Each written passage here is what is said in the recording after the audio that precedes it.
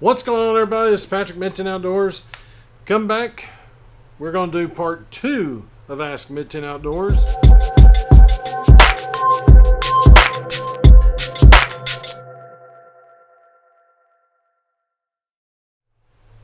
What's going on, everybody? This is part 2 of Ask Mid-10 Outdoors. We're going to try to get all the rest of these questions answered because there are some good questions still left to go. We finished up yesterday with the first video finished with what is my favorite gun and maker and model and all that good stuff. So that's part of the video that we'll do in the Mid-10 Outdoors. No, I'm just kidding. It should not, hopefully.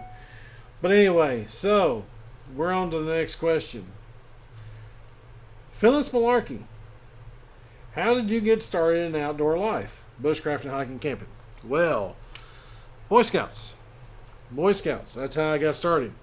Now, my grandfather was a farmer. My dad was in the military.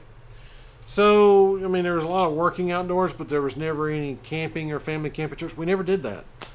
But I joined the Cub Scouts, went all the way through Cub Scouts, did not get my aerial light. My son rubs that in my face all the time that he got aerial light. Matter of fact, wait. Look, check it out. This is his aerial light in 2010. The thing he made. Cool, huh? It's got an arrow. We just had to move it because we did some work in the house. So yeah, scouting is what got me into the outdoors. I loved the hiking, loved the backpacking. Once I got used to it, that was a thing in itself. Loved the camping, loved going to summer camp, loved all the big adventures we went on in scouting, and I have talked about those several times on the channel. But thank you, Phyllis Malarkey, for that question. Redstack Bushcraft. All right. What is your fondest outdoor memory? Kind of talked about it in the first video. I had an assistant scoutmaster. His name was Billy Moore. First backpacking trip I ever did with the scout troop. I was a spry 12, 13-year-old maybe. We get to the scout building to meet up to go backpack Virgin Falls. Weighing everybody's backpack in. My pack weighed 61 pounds. And my assistant scoutmaster looked at me, he looked at my mother, and he said he'll never be able to carry that far. So after we went through and deleted some items and things we really didn't need, we got her down to a meager 40 pounds. And we went on the trip. And if it had not been for Billy Moore, I would have probably just jumped off the falls and said to hell with it. I was that, yeah. If it hadn't been for him, I probably would have never gone back to scouting again. But he showed me how to do it right. So, Randy Blackham asked, did you ever go on an adventure where you believed that you were in over your head and wished you hadn't have gone? Virgin Falls. That was my first time at freeze-dried food too. And here's the funny thing. I didn't know what to get. Didn't know how to get it. Mom really didn't. Dad worked night, so it wasn't like he was available to kind of help, you know, hey, you probably don't need that.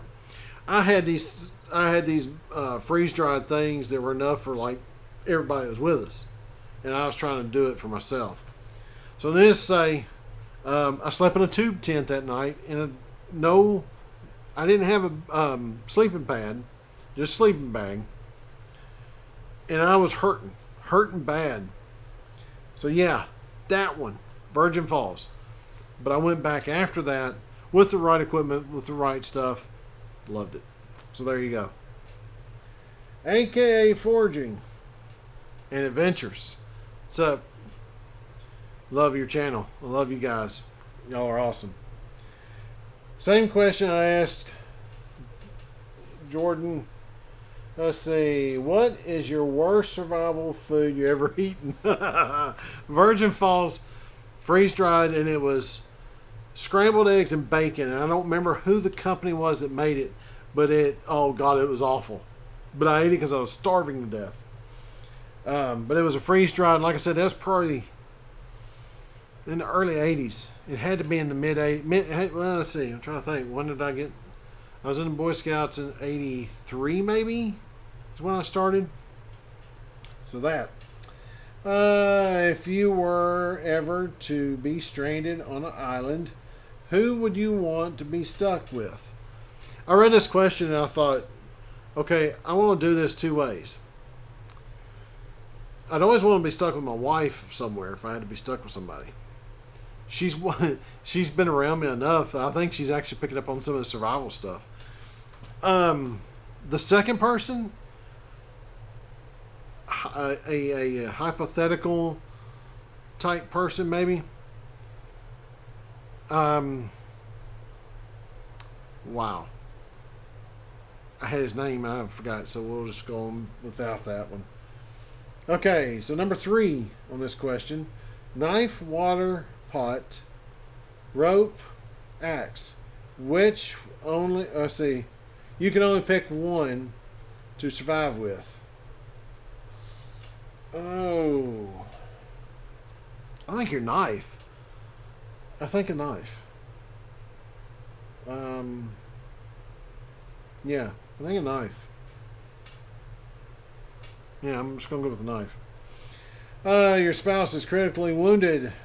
Leave them behind or try and still help them leave with you. Okay, that's been proven time and time again. You're better off leaving them behind with the proper attention given. It's been proven on many different occasions that is possible for somebody to survive, even critically wounded. Matter of fact, just happened to see an episode the other night of SOS, How to Survive, and that very scenario played out, and the guy left his wife, came back, guess what, she was still alive. But she was in bad shape, but she survived, and she lived to tell about it. You're forced to bug out. What is the first thing you grab? Well, since I've got a go bag in my truck already, my first thing is going to be a couple of guns out of my safe. Alright. Then, Harrison Hills, hope I said that right, guy. One gun option in a survival situation, 1022. Some people say shotgun, I say 1022. 1022 will pretty well take down whatever you need to take down, and it will kill a man if you had to. It's been proven. Alright.